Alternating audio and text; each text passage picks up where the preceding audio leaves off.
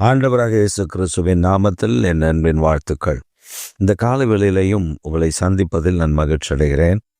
இன்றைக்கு நம்முடைய தியானத்திற்காக நாம் தெரிந்து கொண்ட வேத வசனம் உபாகமத்தின் புஸ்தகம் 28ஆம் அதிகாரம் 1ஆம் வசனம்.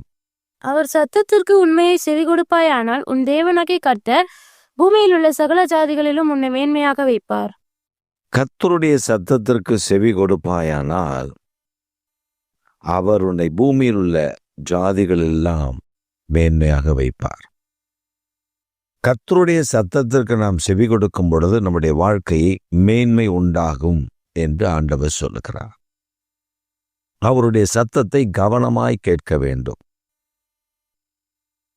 சிலர் ஆராதனைக்கு போவார்கள், ஆலயத்துக்கு போவார்கள், கர்த்தருடைய வசனத்தை பல தலங்களில் கேட்டு மகிழ்வார்கள். ஆனால் அவருக்கு செவி கொடுக்க அவர்களுக்கு பிரியம் இருக்காது. இவர்களுடன் நினைத்திருப்பார்கள், அந்த நினைவின்படி அந்த பிரசங்கியார் பிரசங்கித்து விட்டால் அவர் நல்லவர்.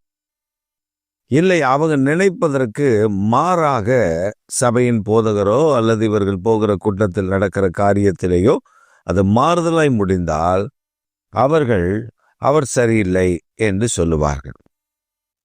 ஆனால் கர்த்தருடைய சத்தத்தை நாம் கவனமாய் கேட்க வேண்டும். ஏன் ஆண்டவர் நம்மோடு கூட பேச விரும்புகிறார்?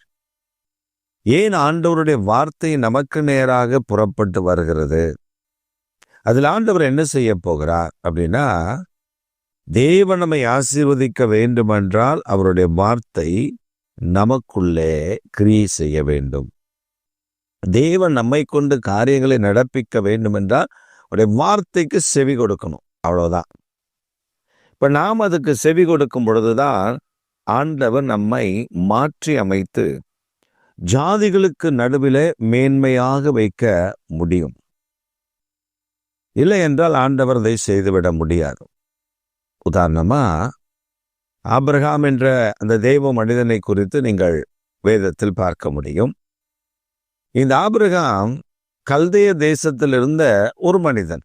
ஊர் என்கிற கல்தேய தேசத்தில் வாசம் பண்ணின ஒரு மனிதனை பார்த்து கர்த்தர் சொல்லுகிறார், ஆபிரகாமே, நான் உனக்கு காண்பிக்கிற தேசத்துக்கு போ, உன் ஜனத்தையும் உன் நிலத்தையும் உன் தகப்பன் வீட்டையும் விட்டுவிட்டு நீ புறப்படு என்று சொன்ன உடனே ஆபிரகாம் தேவன் தனக்கு சொன்ன தேசத்திற்கு அவன் புறப்பட்டு போனான்.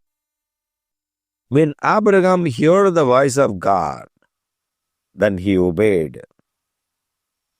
He never ever bothered about the things, properties, or any other possible things he used in a life. அவருடைய வாழ்க்கையில பயன்படுத்தினதான பொருட்களை குறித்து அவன் கவலைப்படவில்லை, அதை குறித்து அக்கறை எடுக்கவில்லை. கர்த்தர் சொல்லிவிட்டார், அவன் செய்தான். நீங்க அந்த ஆபிரகாமை குறித்து உற்று கவனமாய் பார்ப்பீர்களே ஆனால், ஆதியாகமம் 12:1-2-3 கர்த்தர் வாக்கு பண்ணுகிறார். அவர் வந்து விட்டார். கர்த்தர் தனக்கு காண்பிக்கிற தேசத்துக்கு, கானான் தேசத்துக்கு அவர் கடந்து வருகிறார். கர்த்தர் தனக்கு குறித்த இடத்திற்கு வந்து விட்டார். ஆண்டவர் சொல்லுகிறார், நீ இந்த தேசத்தை நடந்து தெரி, நீ பார், அந்த தேசத்தை உனக்கு தருவேன், உன் சந்ததிக்கு தருவேன் என்ற வாக்கெல்லாம் கொடுக்கிறார். ஆனால் 13ஆம் அதிகாரம் 1ஆம் வசனத்திலிருந்து வாசித்து பார்ப்பீர்களே ஆனால், அவன் ஆடு மாடுகள், வேலைக்காரர்கள், வேலைக்காரிகள், வெள்ளியும் பொன்னும் உடைய சீமானாய் இருக்கிறார். இதுதாங்க கர்த்தர் மேன்மைப்படுத்தினார். இதே ஆபிரகாமை 23ஆம் அதிகாரத்தில் சாராள் மரித்து போகிறார். அவளை அடக்கம் பண்ணுவதற்கு ஏத்தின் புத்திரரிடத்துல போகிறார். அந்த ஏத்தின் புத்திரருடைய மனிதர்கள் சொல்லுகிறார்கள், நீர் எங்கள் நடுவில் மகா பிரபுவாயிருக்கிறீர். பாருங்க, ஒரு மேய்ப்பன், ஒரு ஆடுகளுக்கு பின்பாக போனவன், தன் தேசத்தில் தன் இனத்தை, தன் ஜனத்தை, தன் தகப்பன் வீட்டை விட்டு புறப்பட்டவன், ஒரு நாடாந்திரையாய் சுற்றித் திரிகிற ஒரு கூடாரவாசியாய் இருந்த ஒரு மனிதன், ஏத்தின் ஜனங்கள், ஏத்தியர்களுக்கு நடுவிலே இவன் குடிகொண்டிருக்கிறான். அந்த ஏத்தியருக்கு நடுவில் இவன் போய் அந்த மக்பலா என்ற குகையை விலைக்கு கேட்கிறான். அந்த குகையில தன்னுடைய மனைவியினுடைய சரீரத்தை வைப்பதற்காக அது கல்லறை பூமியாக மாற்ற வேண்டும் என்று கேட்கிறான். அவர்களுக்கு நடுவில் இருந்த அந்த மனிதர்கள் சொல்லுகிறார்கள், ஏத்தின் புத்திரர் பிரபுக்கள், பெரிய மனிதர்கள் அவர்கள் சொல்லுகிறார்கள், நீர் எங்கள் நடுவில் மகா பிரபு. அப்ப ஆண்டவர் ஆபிரகாமை எவ்வளவு மேன்மைப்படுத்தி வைத்திருக்கிறார் என்று மட்டும் உற்று கவனியுங்கள். கீழ்ப்படிதான். Abraham listened to God's word and he obeyed whatever he spoke to him. இன்றைக்கு நம்மோடும் ஆண்டவர் பேசுகிறார், நாம் கீழ்ப்படிவதில்லை. When we obey our God's word, then we will see the higher position of our life.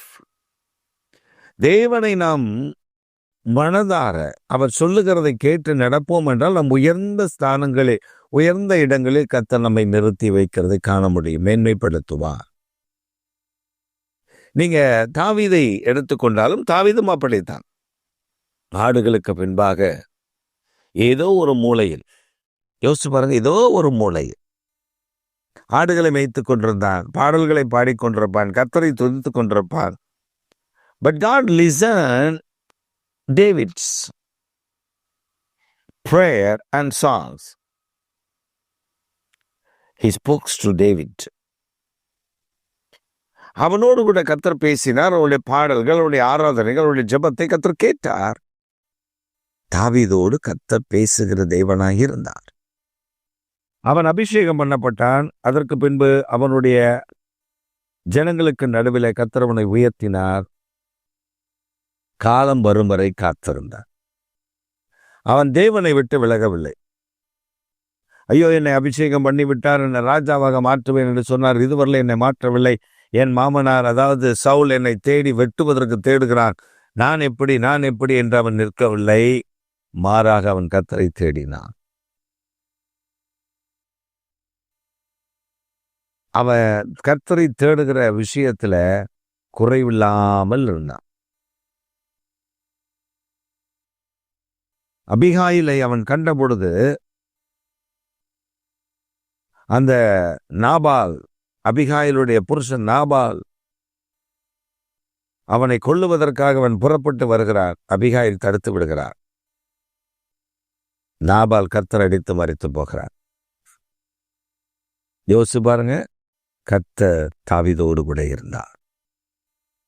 நீங்கள் அவர் வார்த்தைக்கு செவி கொடுப்பீர்களே ஆனால் உங்களை மேன்மையாக வைப்பார்.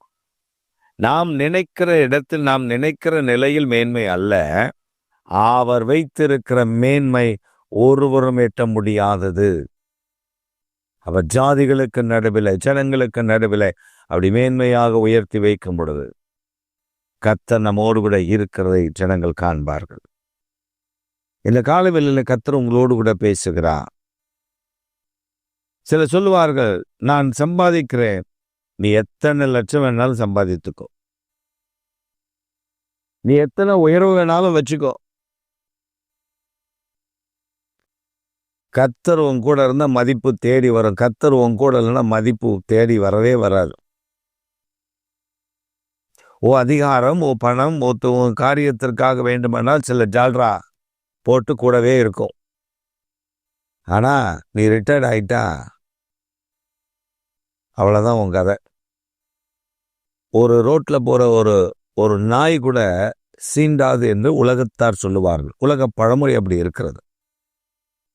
அப்ப ஆண்டவர் நம்ம கூட இருக்கிறதுனால தான் நமக்கு மேன்மை.